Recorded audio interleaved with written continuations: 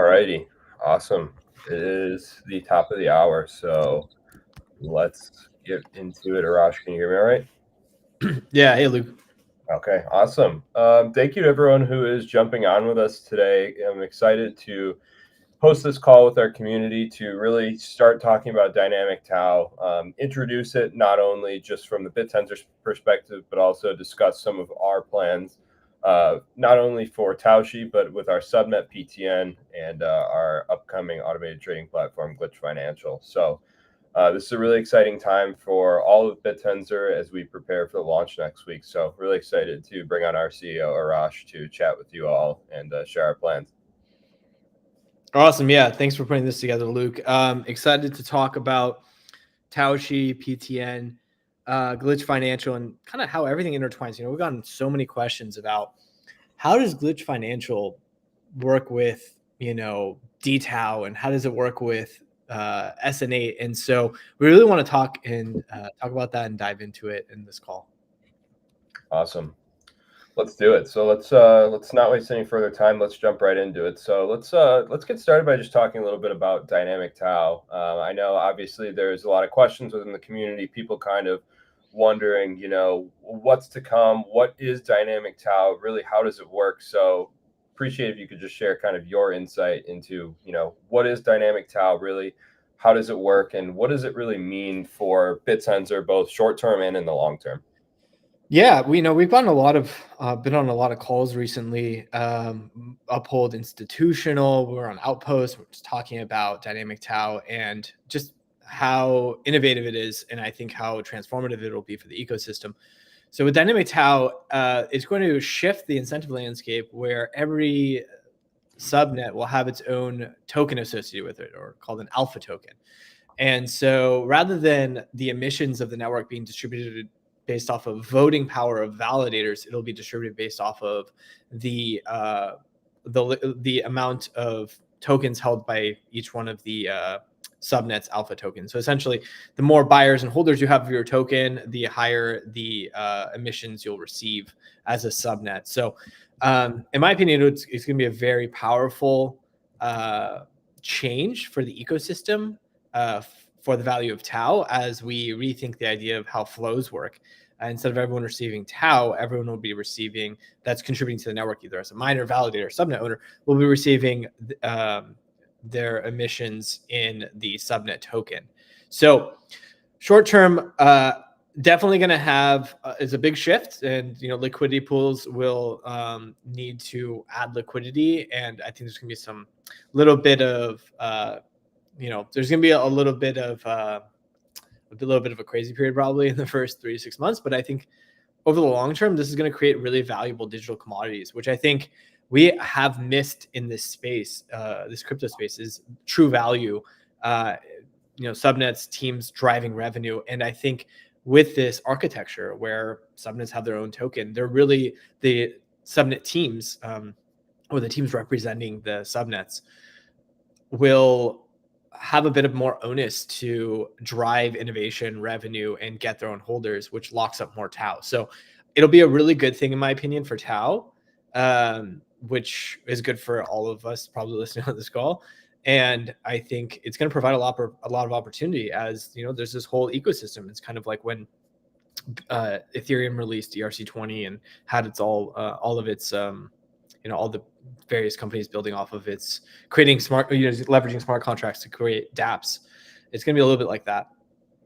Are there any specific ways you'd say you kind of feel that it'll benefit growth specifically, or different ways that subnet tokens might drive innovation? Yeah, I mean, the reality is that if you're, I think it'll make subnets think more in terms of be more business minded in terms of driving revenue. And they're going to have to really think about, what I love about it is that it's going to create this really capitalistic mindset for every subnet team to be able to compete. I mean, hopefully this is an ultra competitive environment.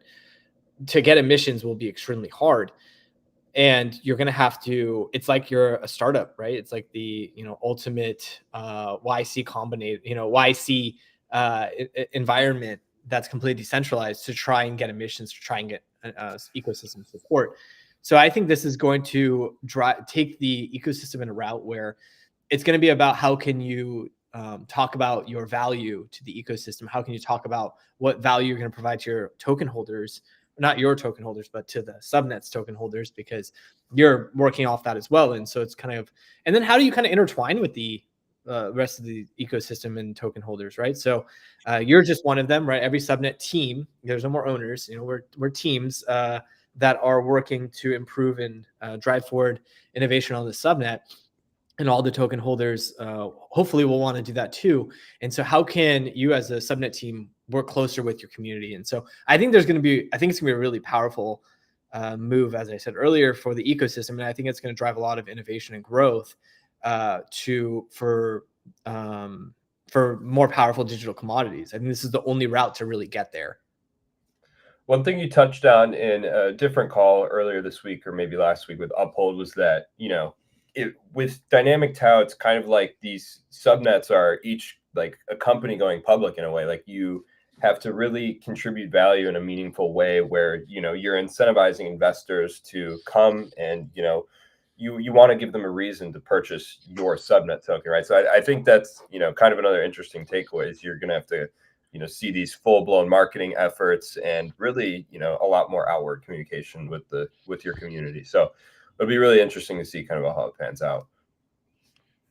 Yeah, definitely. I expect there to be a ton of competition. I think we have some really strong teams in the ecosystem already, and we're excited. We're excited for this. We've been waiting for it. We've been building towards it. We've designed everything that we've put together, and we'll talk about on this call for this moment.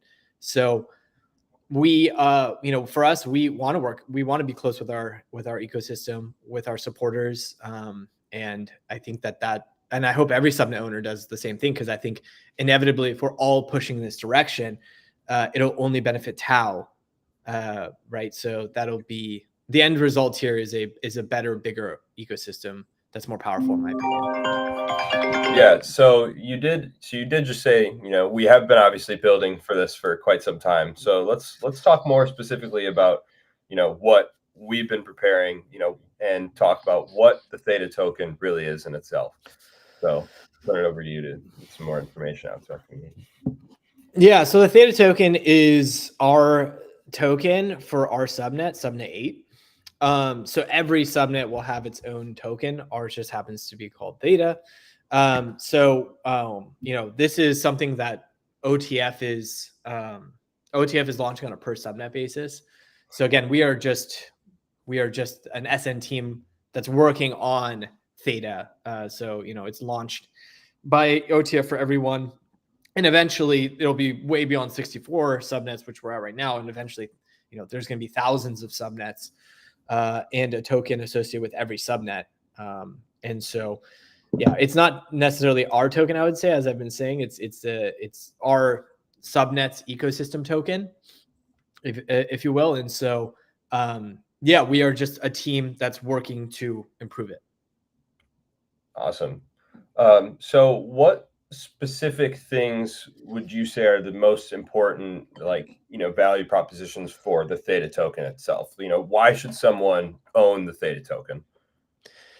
Yeah, we had a really good call about on the Outpost, and we were talking about it quite a bit. And I think the tokenomics are really important when it comes to dTAO and your token and its growth, the subnet's token and its growth, and how can you contribute the most to the subnet's token's growth for your ecosystem.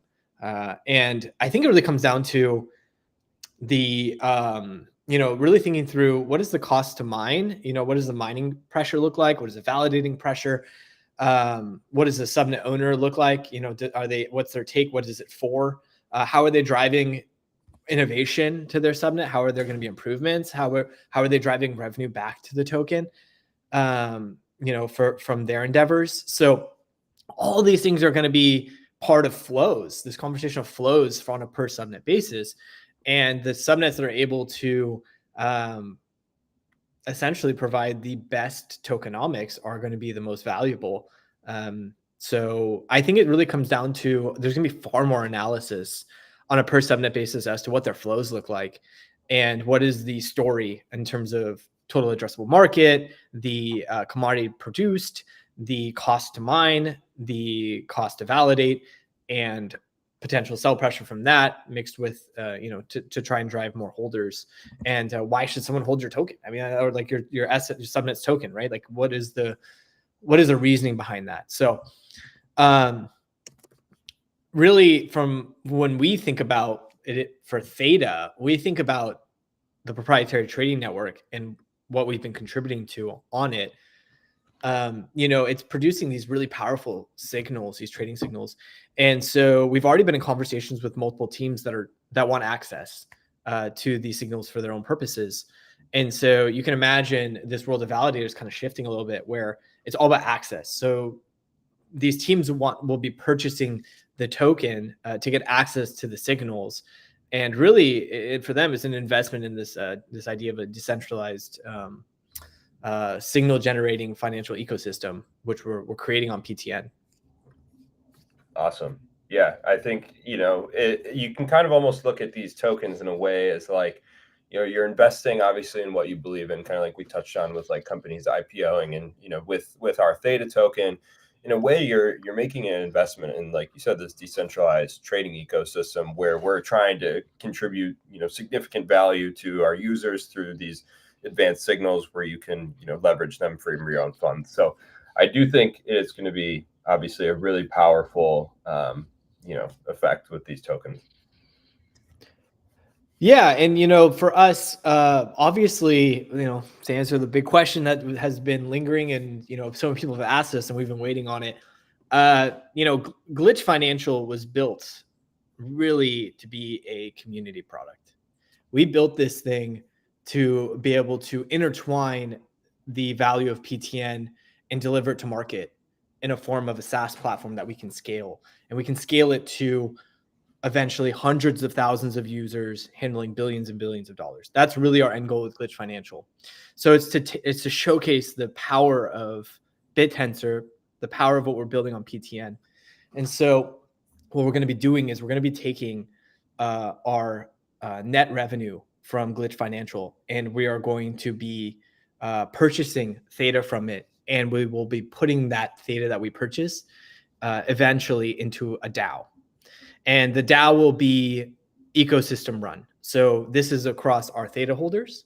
And the goal with the DAO is to align us with our ecosystem so that we are pushing business development, pushing marketing, pushing our endeavors as a community to align with the growth of Theta and the growth of PTN.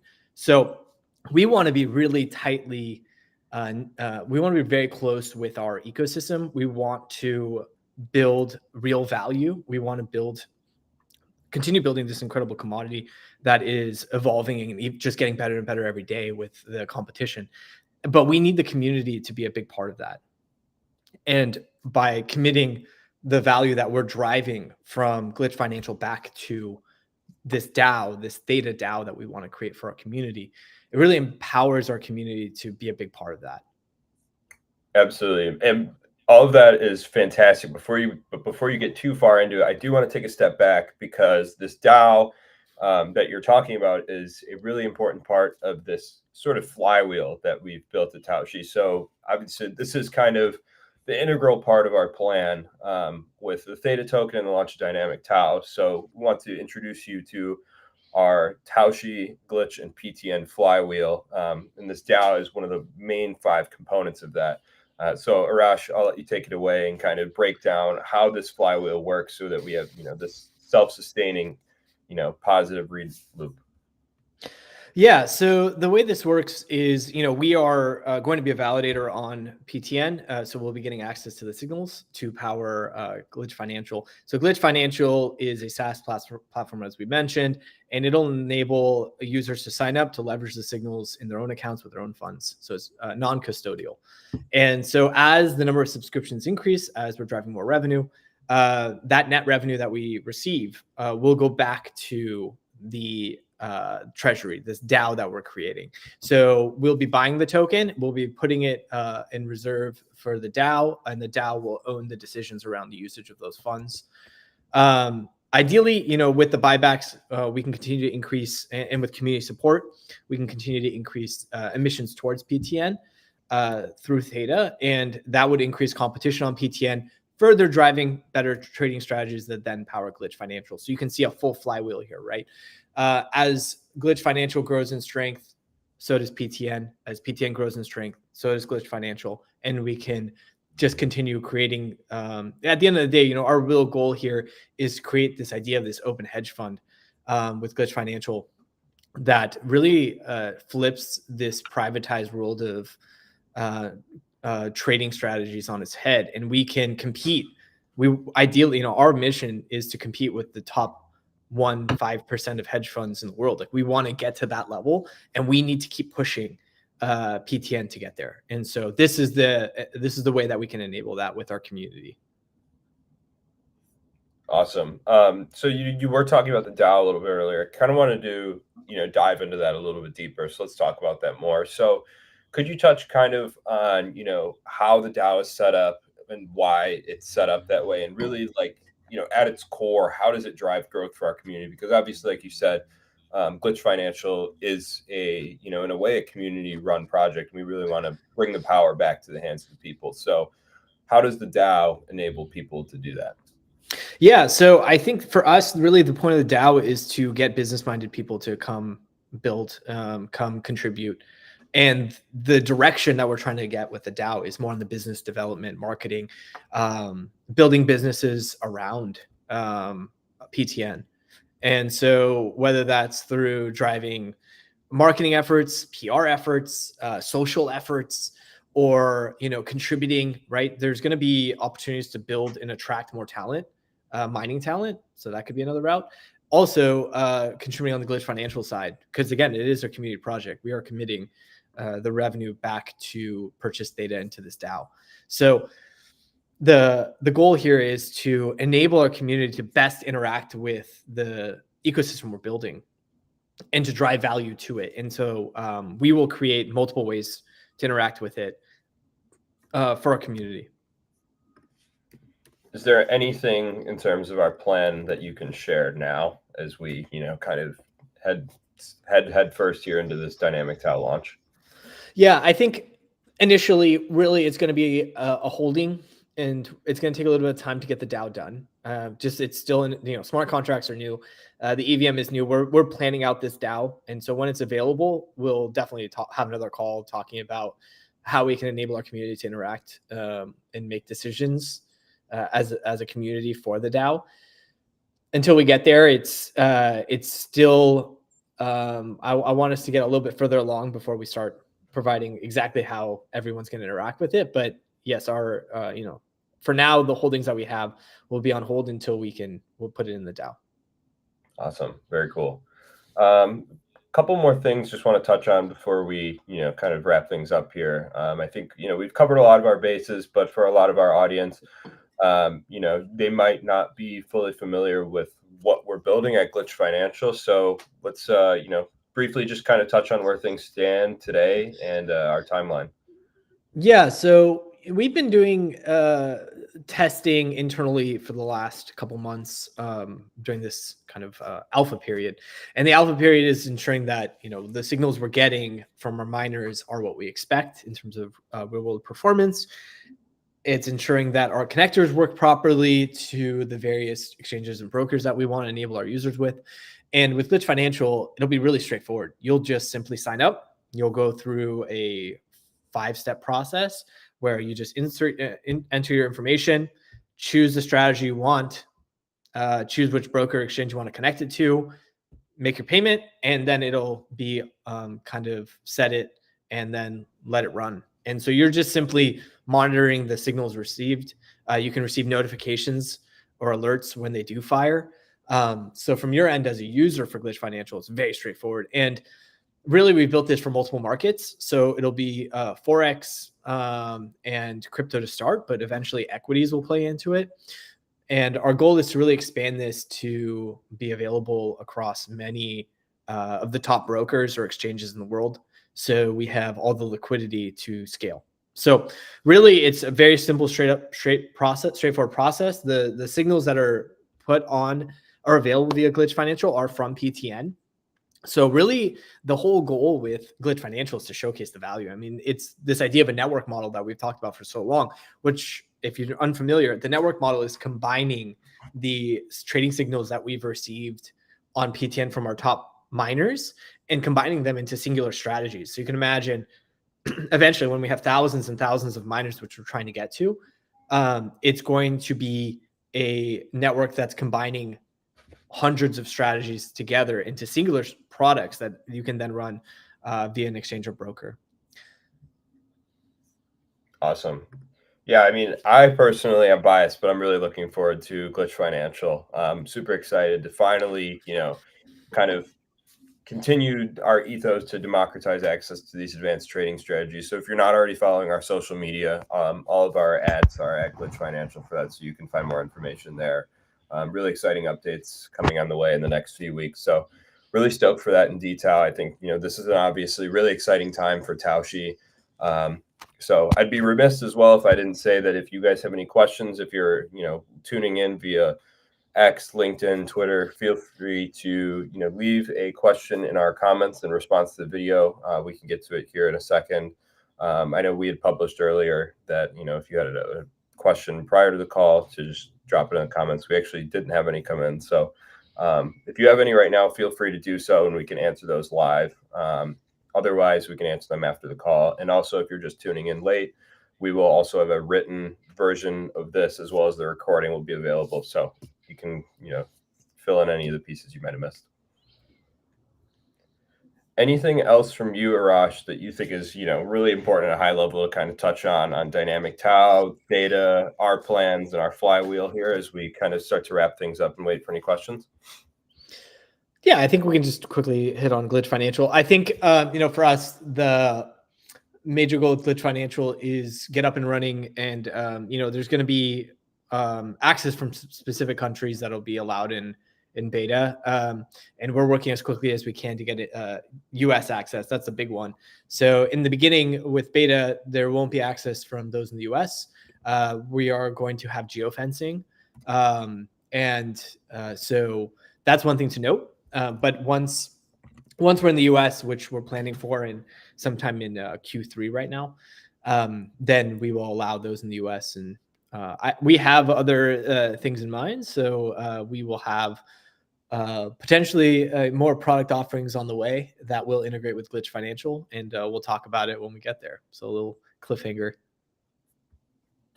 Yeah, I will say not too far away. I think, I'm really excited to get this information out there to the community on Glitch Financial. I think it's really going to change the game, and tying all of the Taoshi ecosystem together between PTN, Glitch, and Theta with the launch of Dynamic TAO is something that it's a really exciting opportunity, not only for us but for our community to take advantage of. So, this is a really cool time in BitCenter and the Taoshi world. Absolutely. Let's see if we have any questions. I don't think there's anything coming in yet, but I think yeah. So if there's no questions, it looks like on our X platform, we could wrap things up here. And like I said earlier, we'll have the full recording of the call available on our Twitter as soon as this stream ends, as well as LinkedIn and YouTube, so you can feel free to watch back there, as well as we'll be getting a written summary out shortly on all of the details of our plan for Theta and Dynamic TAO, as well as the flywheel here. So really excited and appreciate everyone tuning in today, joining us as we reveal our plans for Dynamic TAO. Like I said, really exciting time. Thank you, Arash, for your time as well, coming and sharing this with the community. Yeah, this is great. Thanks, Luke. All right, awesome. Thanks, everyone. If you have any questions, feel free to leave them in response to our social media pages. We'll get to them there and respond via comment. Otherwise, we'll have everything written up here soon and available for you guys to look back on recording. All right. Thanks, Luke. Thanks, everybody.